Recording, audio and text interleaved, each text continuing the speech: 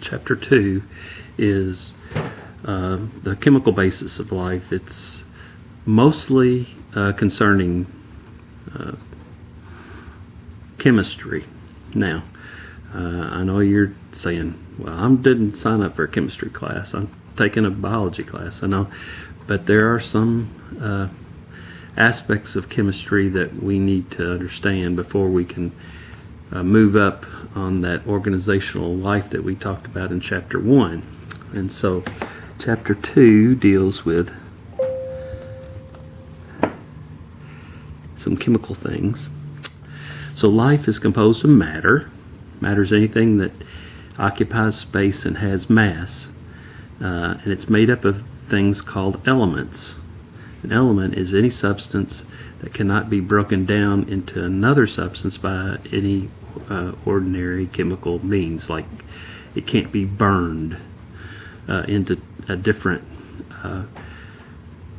substance. Most common biological elements are carbon, and you see beside that an abbreviation for carbon. Most of these are English, but some of them are Latin or Greek. So carbon is symbolized by C, oxygen O, hydrogen H, and nitrogen N. These four most common elements. Of course, hydrogen and oxygen make up water. Carbon makes up most organic compounds we'll talk about later. And nitrogen is in a lot of proteins, or in all proteins.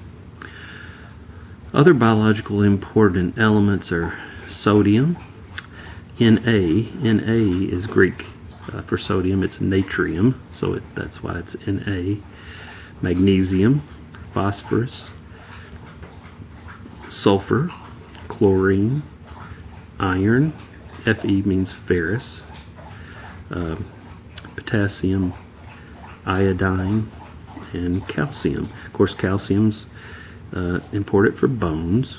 Iodine's important for proper thyroid use.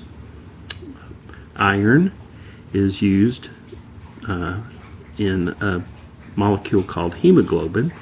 Hemoglobin attaches oxygen to the red blood cell and takes it to wherever the body needs work done, and then it accepts the carbon dioxide when the work's done and takes it back to the lungs and heart, and then the lungs to be released during exhaling. Chlorine, sodium, potassium are important because they help control muscle movement and messaging between nerve cells. And so those are important. Magnesium is important and sulfur for plants and their photosynthesis.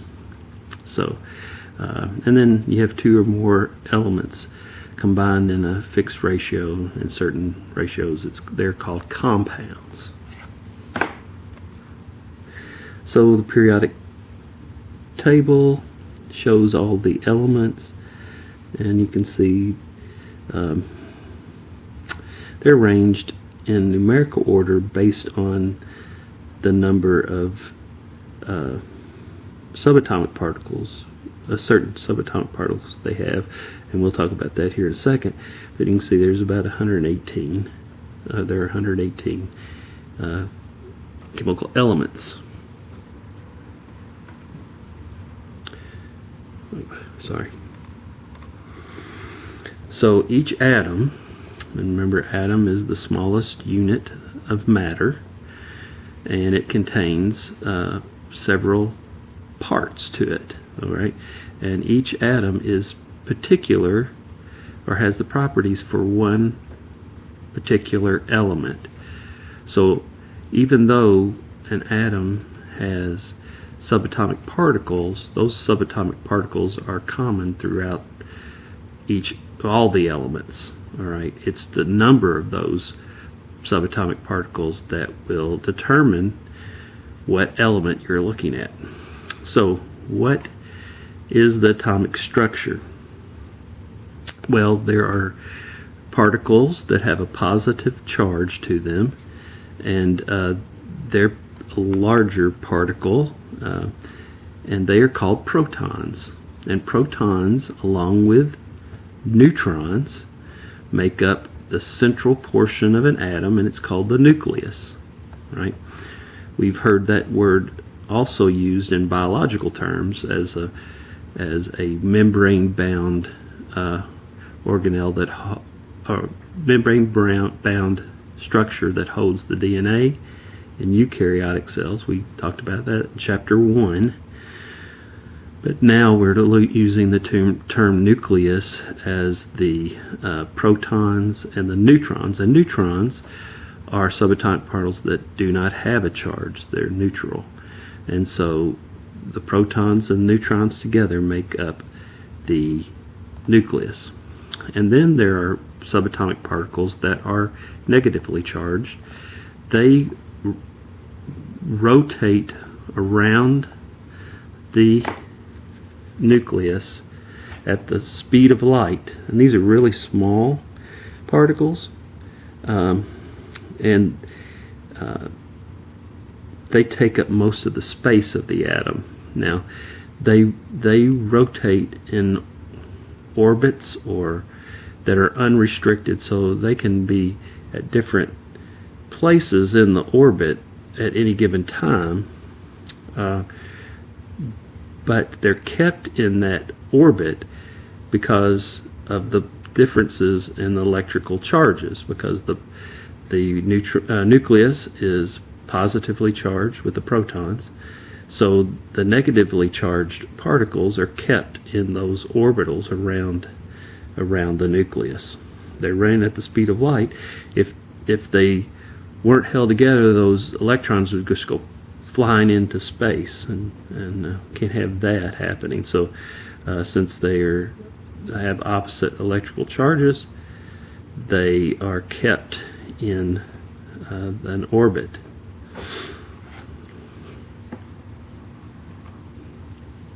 So here's a demonstration of a subatomic particle and their structure, the atomic structure, and usually the elements have the same number of protons, electrons, and neutrons. So in this case, this is helium. It has 2 positive charged particles, 2 protons. They're red. Then there are 2 neutrons that do not have a charge.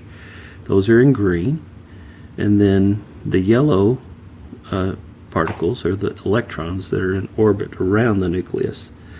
And the red and the green, the protons and neutrons, make up the nucleus. So all atoms of a particular element have the same number of protons and electrons. And so each element then has a unique atomic number. Atomic number is just the number of protons in the nucleus. When we look back at the periodic table, you see they're arranged 1, 2, 3, 4, and those are the atomic numbers for each of the elements. So starting with atomic number 1 element has 1 proton, and that is hydrogen. And so each element then has a particular number of protons in their nucleus. Helium, their example before, had 2 protons and 2 neutrons and 2 electrons, but since atomic number is just looking at the number of protons, then its atomic number is 2. Each element has a unique mass number, and this is equivalent to the protons and the neutrons in the nucleus. Now, this holds true.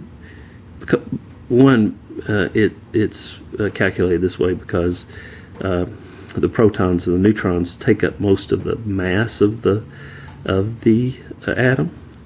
But now with Avogadro's number, etc., the mass number can be calculated and more specifically. So when you see a periodic table, it will have the mass number, and it may not be exactly like how we're going to learn mass number here, but we're going to use the mass number as the number of protons and neutrons in the nucleus. So if we go back to helium has 2 protons and 2 neutrons, so its atomic number is 4. Its mass number is 4. Mass number. So sometimes